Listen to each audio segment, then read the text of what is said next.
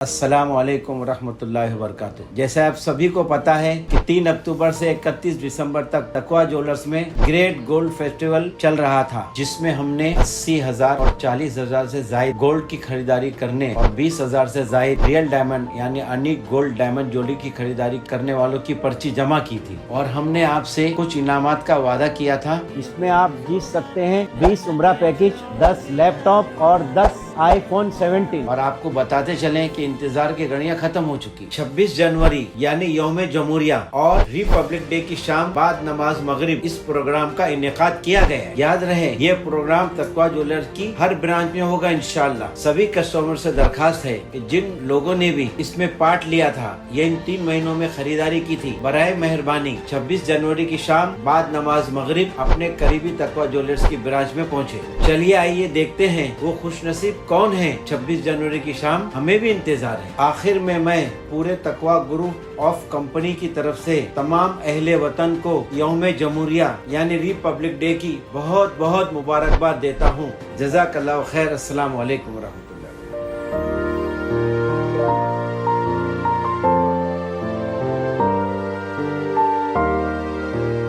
Western railway में चलती local train में टीचर की हत्या करने वाले हत्यारे को पुलिस ने पकड़ा। चढ़ने उतरने को लेकर हुआ था विवाद।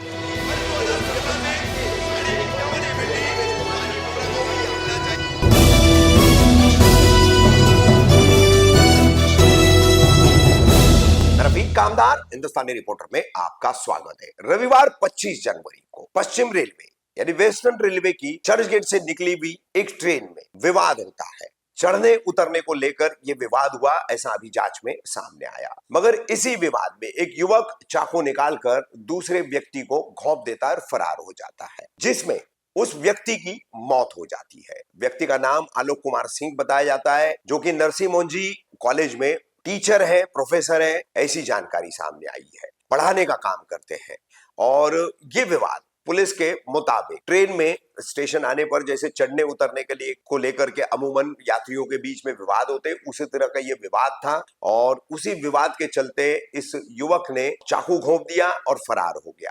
कैसे चाकू घोंपा, फिर कैसे युवक फरार हुआ, सारी वीडियोस हम आपको और सीसीटीवी फुटेज हम आपको दिखाएंगे। उसके बाद सीसीटीवी फुटेज के आधार पर ही गवर्नमेंट रेलवे पुलिस ने इसको अपनी जांच को आगे बढ़ाते हुए महज 24 घंटों में मलाड में ही रहने वाले यानी कि पीड़ित जो है मृतक आलोक कुमार सिंह, वो भी मलाड ही उतरने वाले थे और ये जो हत्यारा है वो भी मलाड ही उतरने वाला था। हत्यारे का नाम ओमकार एकनाथ शिंदे बताया जा रहा है। किस तरह से पुलिस ने उसको दबोचा है और क्या जानकारी दी है, देखिए।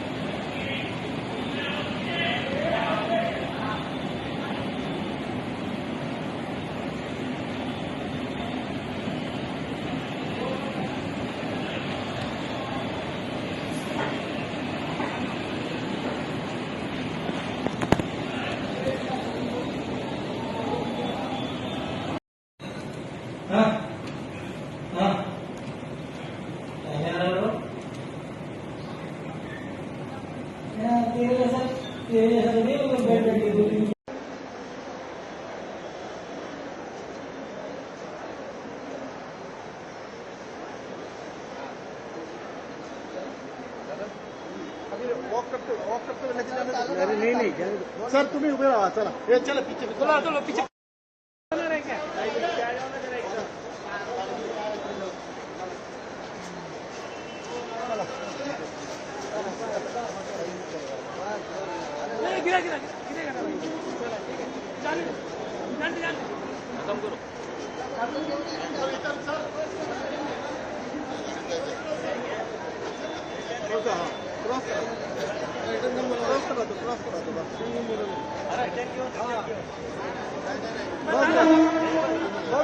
कल शाम 17:40 की जो चर्चगेट बोरीवली स्लो लोकल है, जो मालाड रेलवे स्टेशन प्लेटफॉर्म 1-2 पे 17:40 बजे आई, तब उस लोकल के जनरल डिब्बे में यात्री जो प्रवास कर रहे थे, जो इसमें विक्टिम है, मयत है आलोक कुमार सिंह, और जो आज हमने जो संशयित आरोपी ताबे में लिया है, इनमें गाड़ी में से मालाड में उतरने की वजह से झगड़ा हुआ था। उस झगड़े में संशयित जो इसम है उसने उसके पास जो कोई तीक्ष्ण हथियार था उसने उस पे मयत इसम के पेट पे वार किया था, उसमें उसकी डेथ हो गई। इनमें से जो मयत है वो अपने एक साथी के साथ अंधेरे से उन्होंने गाड़ी बोर्डिंग की थी और वो मालाड में उतरने वाले थे। और जो इसमें जो आरोपी है संशयित इसम, उसने चिरनी रोड से गाड़ी बोर्डिंग किया था और वो भी मालाड में उतरने वाला था। अभी जो प्राथमिक चौकसी तपास में जो बात सामने आई है उसमें तो सिर्फ इनको गाड़ी में से उतरने के वजह से उनका वाद चालू हुआ और वही किरकोल कारण था उसका। आरोपी के ऊपर हत्या का मामला दर्ज किया गया है BNS 103(1) के तहत और आज हमने आरोपी को ताबे में लिया था, उसको अरेस्ट किया है। आज हम उसको कोर्ट में हाजिर कर रहे हैं। अभी तक तो उसका कोई ऐसा रिकॉर्ड सामने नहीं आया है, लेकिन उसका रिकॉर्ड अभी हम चेक कर रहे हैं। जो रेलवे प्रवासी यात्री है उनको अगर रेलवे में ऐसा कुछ दिखता है, कोई वेपन लेके या कोई भी संशयित इसम या कोई भी ऐसा प्रवास कर रहा है, तो उसके लिए वो रेलवे का जो हेल्पलाइन है 1512 और RPF का जो हेल्पलाइन है 139, उसके ऊपर कॉल करके इंफॉर्मेशन दे सकते हैं। और दूसरी भी बात है कि रेलवे में तो ज़्यादा भीड़ रहती है, तो प्रवास शांति से करना चाहिए और अपने साथ जो यात्री प्रवास करें उनकी सुरक्षितता ध्यान में रख के प्रवास करना चाहिए। पिता के लिए सबसे बड़ा दुख की चीज़ है, वो हमारा लड़का नरसिंह मुंजी कॉलेज है उसमें पढ़ा रहे थे, पढ़ा के शाम वाली लोकल ट्रेन से आ रहे थे, उनको मलाड उतरना था। उतरते समय गेट के पास कोई लेडीज़ खड़ी थी, उसके पीछे थे। पीछे से जो अपराधी था उसने इनको धक्का दे रहा था कि उतरो उतरो, तो कहें कि जब उतर जाएंगे तो हम भी उतर जाएंगे। उसी पर उससे कुछ बात विवाद हो, उसने कहा कि उतरो अभी बताते हैं। ठीक उतरने से पहले उसने जो हथियार लिया था धारदार, उससे उनके पेट में मारते हुए भाग गया। अस्पताल पहुंचने से पहले हमारे लड़के की मृत्यु हो गई। लोग हमारे लड़के जरूर थे, लेकिन अपने बड़े पिताजी के साथ रहे शुरू से। जब से पैदा हुई, जब से LKG से पढ़ना शुरू की, तब से वो अपने बड़े पिताजी के साथ रहते थे। यहीं पर पढ़े, यहीं पर नौकरी प्रारंभ कर दिया उसने।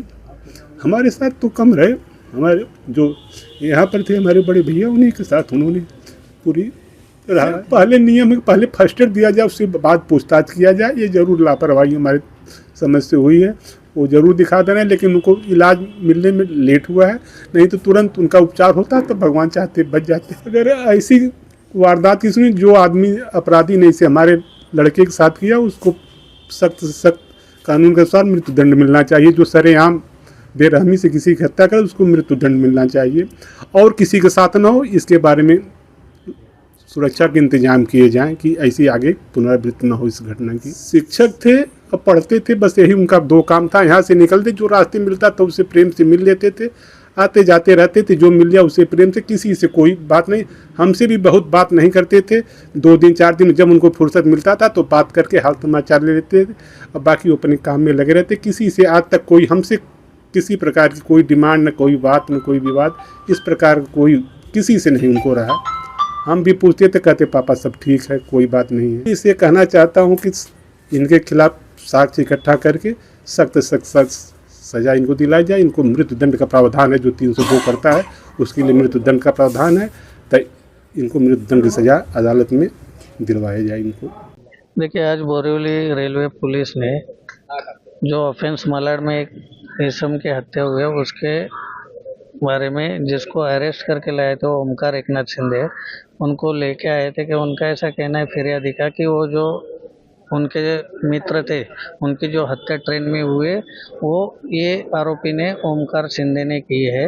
और पुलिस का भी ऐसा कहना है कि जो हत्या उन फिरियादी के मित्र की हुई है, उसमें जो हथियार तीक्ष्ण हथियार बताया गया है, कोई स्पेसिफिक हथियार नहीं है उसमें, वो रिकवर करना है। और वो उसके पीछे इनका हेतु क्या था मारने का, इसके लिए उनको 7 दिन की पुलिस कस्टडी मांगी थी।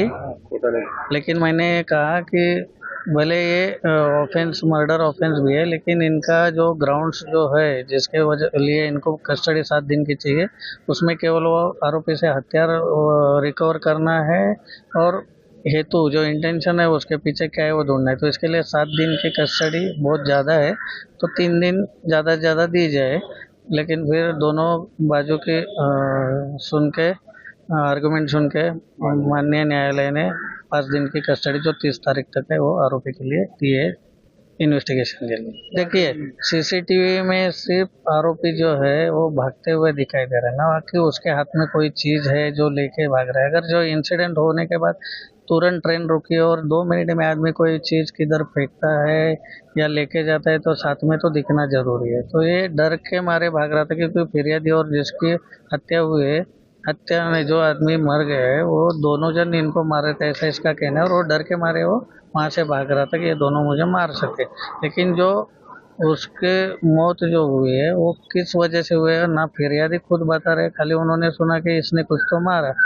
इतने शब्द के ऊपर उसका संबंध जोड़ के आरोपी का अरेस्ट किया कि इसने ही मारा है। तो हमारा ऐसा कहना है कि वो कोई भी हत्या हमने या कोई भी हथियार या ऐसा कुछ हुआ नहीं। नाम बताओ। जयवंत पाटिल।